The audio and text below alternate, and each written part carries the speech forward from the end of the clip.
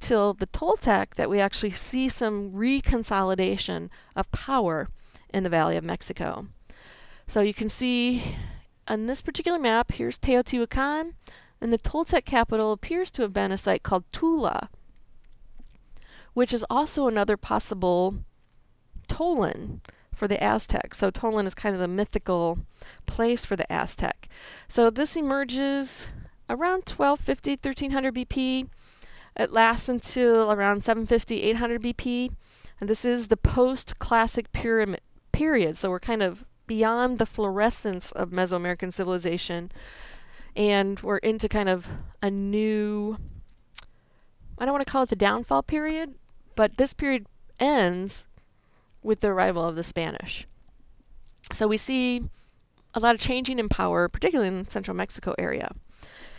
So, Tula, a small community up to about 1050 BP, and then it gets larger. It was settled while Teotihuacan was in power, but it really doesn't kind of come into its own until around 1250 BP. And we know it had contacts with both northern and western Mexico. So it's possible that Tula was settled by those folks. It's also possible that it was settled by the elite that were maybe fleeing from Teotihuacan. But again, those are speculations at this particular point. Situated in prime agricultural land, it didn't need to be irrigated, but really good fertile soils. So they had control of trade. They had control of two major obsidian sources. They actually took over the trade route from La Quemada, and again, trading far down south as El Salvador, and all the way over to the Pacific coast. What's kind of interesting about this particular site, unlike many of the others, we don't see a lot of religious ideology. So some people have suggested that we're seeing a sacralization of Mesoamerican society, where the gods are not necessarily quite as important as they were before, and that rule is not because you have this divine right, but because you have the military power to back it up.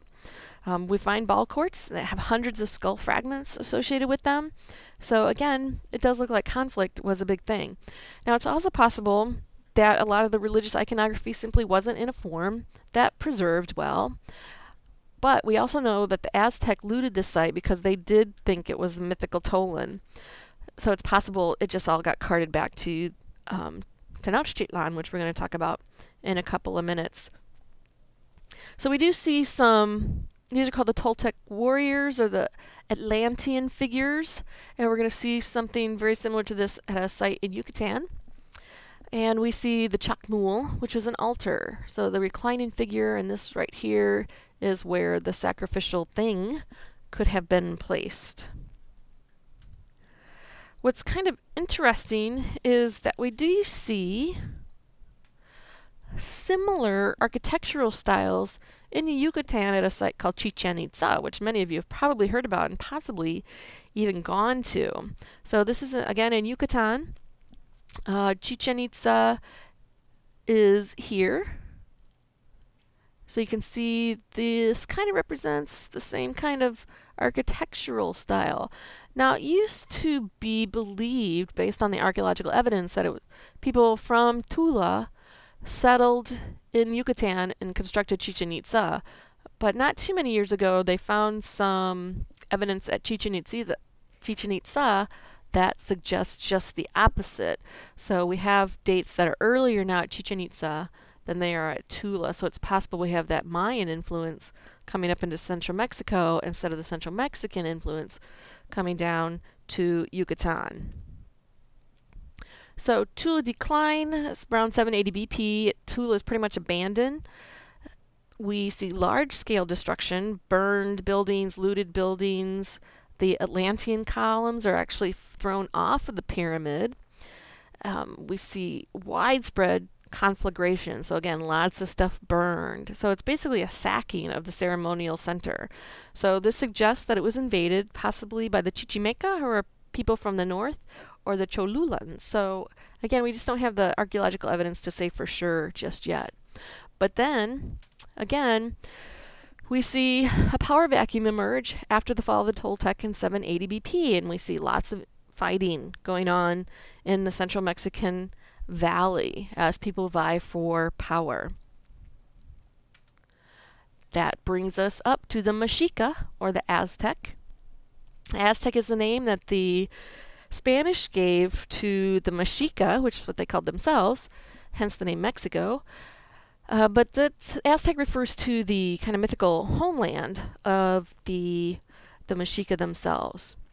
So the Aztec, or the Mexica, are one of several migrant groups that were in the Gran Chichimec area, which is this desert area in northern Mexico. So we have like the Chichimeca, the Tepanecs, the Alcahua, and the Mexica are all part of this kind of generalized wandering folks in the north. And they're generally, when people talk about the Chichimeca, they're actually kind of lumping all of these folks together. Mexica's origin myth starts at a place called Aztlan, which was an island somewhere in the north, but nobody knows for sure where this was. It hasn't been identified archaeologically. And this island, the place of cranes, their god Huitzilopochtli told them to leave the island and to look for an eagle and sitting on a cactus. So you can see that here. It's actually still on the Mexican flag today.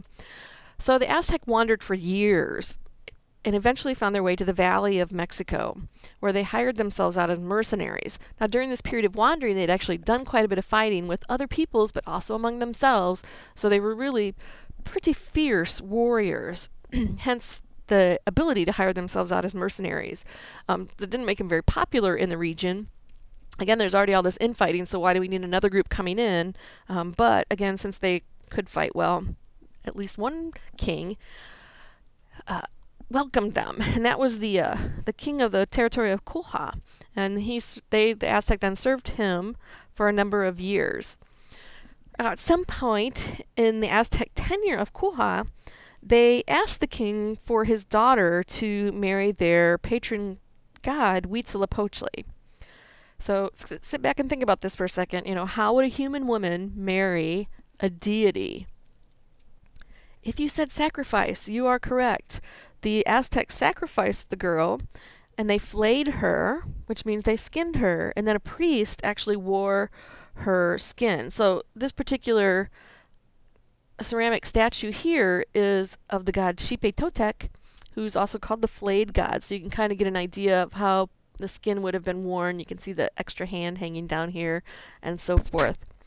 So the Aztec have a great big ceremony kind of celebrating this union. The king of Culha is there. Imagine you're sitting there getting ready to feast, and you look across the room and there's a priest wearing the skin of your daughter. Many fathers would get upset about that, and this particular father did, and he ran the Aztec out of his territory. They eventually make their way to Lake Texcoco, where they see the eagle sitting on a cactus, so they know that this is where they're supposed to build their city.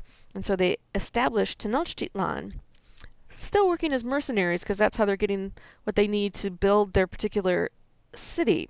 At this point, though, they're hiring themselves out to the Tepanec. And they get to claim a lot of the booty, and this, again, is how they have the funds to establish this city. So Tenochtitlan